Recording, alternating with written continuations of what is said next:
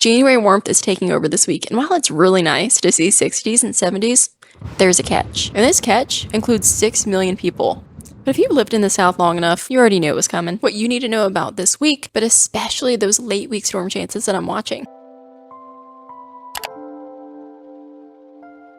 I've been forecasting for this part of the country for the last few years, and I'm so incredibly excited to be making this video. I've been wanting to do this for so long, and I'm so excited. I'm passionate about the weather, I always have been, but I'm also passionate about communicating it. An area of high pressure was hanging out over the Midwest for our first weekend of the new year.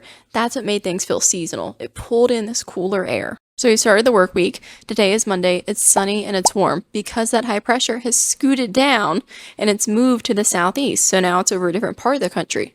High pressures rotate clockwise. Hopefully this is clockwise in my camera. Though it pulls in air from a certain way. So over the weekend, pulling in that northern flow. Today and the rest of at least the start of the work week, it's going to come out of the south. And that's what brings up our temperatures. So you know what, some good news. I know a lot of people are getting back in the swing of things. It's nice that it's sunny and it's warm. But if you've lived in the south, the mid-south, the midwest long enough, you know the other shoe's got to drop some point. Mother Nature isn't just nice to us in winter. So whenever we talk about temperatures being 20 degrees above average, which is what we're expecting later this week, the alarms go off. Are we going to get severe weather with this? I know you've thought about it, and that's a really good instinct to have because, yeah, there is a chance for storms as we go into Thursday, but especially Friday. Temperatures all across the south, they are running a fever. We're talking warm, not record-setting warmth, but warm. Average high for, say, Tennessee, Kentucky is in the upper 40s. For the rest of us down in the Gulf states and the Carolinas, it's somewhere in the low 50s. Today, we are already in the 60s. Every single day this week, it's going to get a little warmer until we peak Thursday and Friday in the upper 60s, low 70s. So it's not record-breaking heat. It takes a lot to break records in the South when it comes to heat. But it's really close. In that high pressure, it's slid. Now we have a return flow. It's coming out of the south. It's warm. It's also bringing moisture back into the region. You're not shocking yourself on everything like you have been lately. As I kind of alluded to, the warmth isn't coming here alone. There's actually 2 different rounds that I want you to keep your eye on. One is a lot more important than the other. And that's the one that covers 6 million people. So round number 1, late Tuesday, overnight into Wednesday. It's a weak surface level trough. It's not severe. It's a very isolated chance of rain. More than anything, and why I'm really telling you about it is because it's going to be really windy, especially across all of Tennessee. The rain chances extend from northern Alabama all the way over to the Appalachians, where the Carolinas are. But again, more importantly, wind. It's going to be so windy. 20 to 25 mile per hour gusts is expected. An area of low pressure is really getting strong over Texas and Oklahoma. And remember, low pressures usually mean some sort of active weather. It's not always severe, but it's active. Something else about low pressures, they have fronts attached to them. Highs don't. So this low pressure, no surprise, is going to have a cold front attached to it. And if you know, you know. We're talking warmth this week. You've got a really strong cold front that's going to sweep.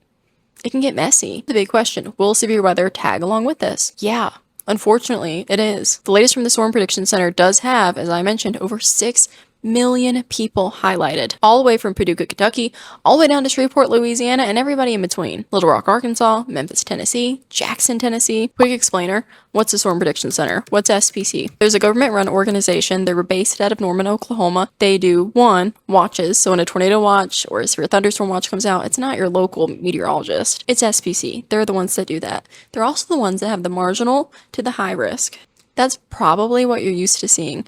But we are so far out. We're 5 days out from the system. Instead, it's a 15% or it's a 30%. Roughly equates to marginal slight. We've got a 15%. It's honestly too early for any specifics. As we get closer to the actual day, things get clear. But for right now, I definitely think it looks like a wind-driven event with possibly some quick spin-up tornadoes along the way. When we talk about severe storms, there's 2 ingredients that we really have to talk about. Instability and wind shear. Instability means lift. Storms want to rise. They really, really do. They want to get really big and strong. But the only way that storms can push up is if something helps them. During the summertime, you can think of those really big, puffy cumulus clouds. What's happening is warm air is heating the ground. It rises and it pushes those clouds up. That's something that's a little harder to do in wintertime, but it's not impossible. That's why typically instability is limited in the winter months. Wind shear is a bit easier to come by. It's just winds that change speed or direction as you go higher up into the atmosphere.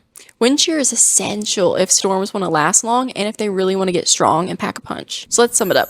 Here's your big takeaways for this week. Number one, warmer weather has kicked in today, and every single day this week it's just going to climb until we are 20 degrees above average Thursday and Friday. Number two, windy Tuesday into Tuesday evening overnight.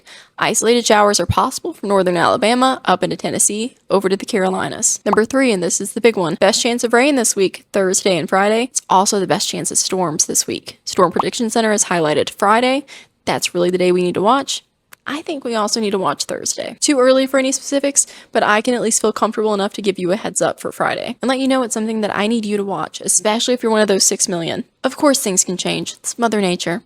That's why it's really important to stay informed. If you enjoyed this video, please don't forget to like, comment, and subscribe. I'm so happy you're here. I love the weather, I love talking about it, and I love hanging out with you. I'll be sharing regular updates basically for this part of the country. I'm so passionate about the South, the Mid-South, the Mid-Atlantic, the Midwest. I love it, and I have experience all across this part of the country. It's important to me that you're comfortable and you're confident in your forecast so you can feel safe and your family can feel safe. If you have questions, drop them in the comments. But until next time, love you later, bye.